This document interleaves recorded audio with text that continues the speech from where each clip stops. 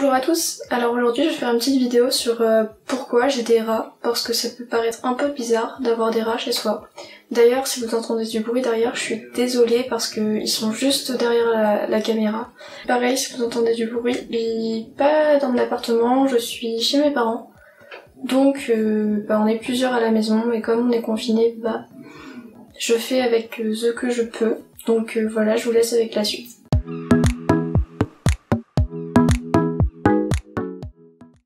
Donc premièrement, pourquoi avoir des rats? Alors je vais vous donner quelques petites raisons. Premièrement, ce sont des animaux hyper sociables, ils vont venir vous voir, ils sont très très affectueux et en fait l'année dernière j'étais sur l'île faire mes études mais en colocation.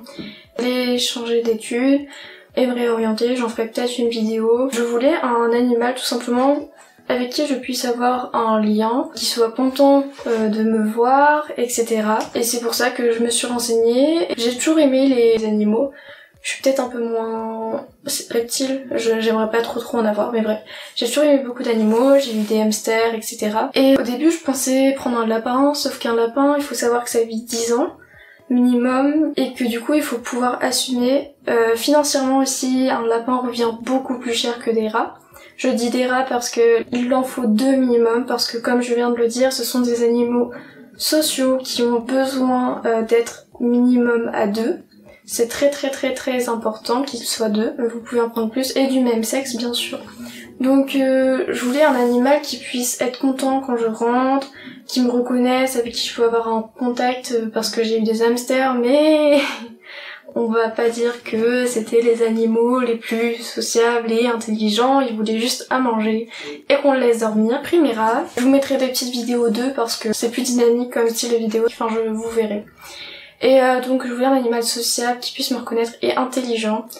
Faut savoir que les rats sont très intelligents, on peut leur apprendre des tours, donc moi j'ai appris des petits tours à mes rats. Je vous montrerai des vidéos si jamais j'en retrouve. Donc voilà, c'est comme ça que je me suis lancée l'idée d'avoir des rats. Je vous ferai peut-être une vidéo sur leur présentation, si ça vous intéresse, vous me direz. Au niveau d'entretien, je ferai sûrement une vidéo aussi sur le budget que ça coûte un rat, mais ça revient moins cher qu'un lapin. Ça vit moins longtemps, donc c'est très bien pour les étudiants qui ne savent pas quoi faire après leurs études, qui ne savent pas s'ils vont partir à l'étranger, parce qu'il faut y penser. Cette longévité, elle peut être un frein pour certaines personnes parce que certains vont dire que c'est trop court. Et c'est vrai que une fois qu'on les a, on trouve ça très court, parce que là je les ai depuis août dernier, on est en avril. C'est vrai que ça fait déjà 7 mois que je les ai avec moi, et c'est vrai que ça passe super vite. Et je suis un peu triste qu'ils vivent pas très longtemps, donc un rat ça vit 3-4 ans. Et je suis très triste que ça vive que ce temps-là. Mais en même temps, avant de faire mes études, je ne savais pas ce que je voulais faire après, je ne savais pas si ça allait me plaire, je ne savais pas si j'allais partir à l'étranger, combien de temps, si j'allais avoir des stages à l'étranger, je ne savais pas. Donc le fait qu'ils vivent 3-4 ans, dans 3-4 ans, je ne pense pas que...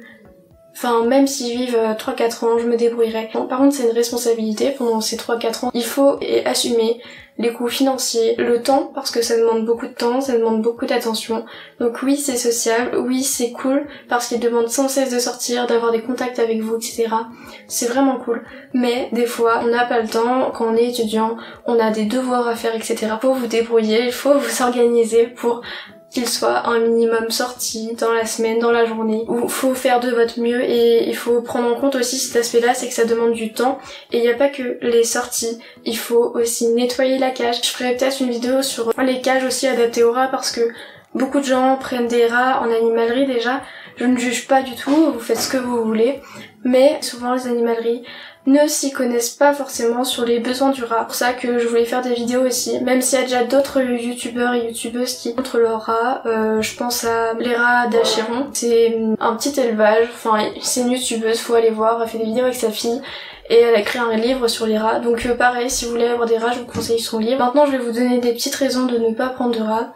Il y a des conditions. Ne prenez pas de rats si vous habitez chez vos parents et que vos parents ne sont pas pour. Je sais que c'est dur parce que l'année dernière je voulais des rats et mon père ne voulait absolument pas. J'ai eu de la chance, c'est que je suis partie faire mes études et que du coup je les ai dans mon appartement et ils sont chez mes parents, chez ma mère en tout cas, pas chez mon père parce que mon père ne veut pas et on a peur et je comprends.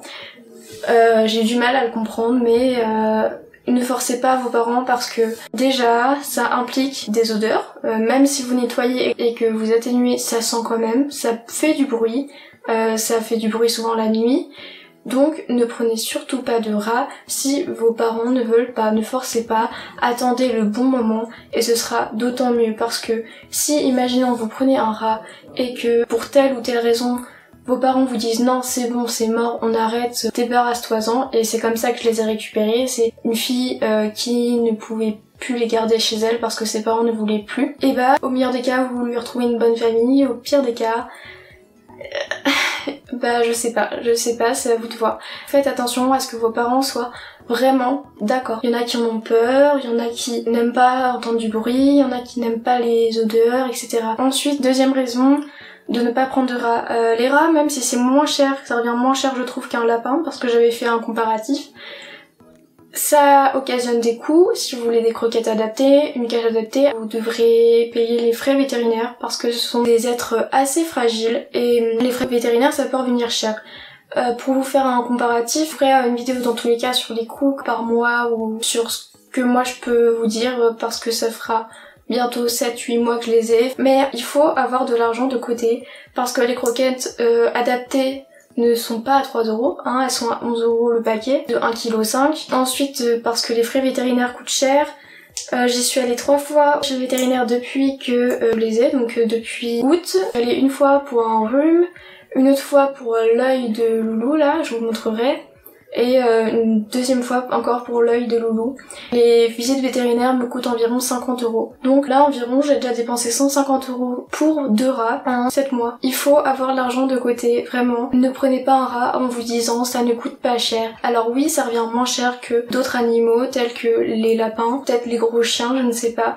Mais ça revient tout de même très très cher en frais vétérinaires parce que ce sont des êtres fragiles. Il faut aussi aller chez le vétérinaire des fois juste parce qu'ils éternuent. Alors peut-être que vos animaux ils éternuent et vous n'allez pas chez le vétérinaire, mais les rongeurs ils sont très sensibles et notamment les rats. Donc si votre rat éternue, ne vous dites pas ce n'est pas grave. Il peut éternuer de temps en temps mais s'il éternue régulièrement, il faut aller chez le vétérinaire parce que ça peut vite dégénérer. Donc je vous conseille déjà de prendre des rats que si vous avez un budget à lui accorder. Comptez pas sur vos parents parce que vos parents, ils vous diront peut-être non quand vous direz mon rat éternue et il faut que j'aille chez le vétérinaire. Alors que c'est très important. Donc faites-vous de l'argent de côté, que vous avez 16, 23, 30 ans, 15 ans, 12 ans. On ne sait jamais ce qui peut arriver. Je pense que personne n'a envie de se retrouver dans cette situation où vous savez que vous devez aller chez le vétérinaire mais vous n'avez pas les moyens d'y aller. Vous ne prenez pas un rat en vous disant ça ne coûte pas cher. Ensuite, autre raison de ne pas prendre des rats. Comme je l'ai dit avant, un rat ça demande du temps. C'est minimum 1 heure de sortie par jour. Après, si un jour ou deux vous ne pouvez pas parce que pour telle ou telle raison, ce n'est pas grave. Mais comptez en moyenne 1 heure par jour de sortie. Plus si vous pouvez, bien sûr.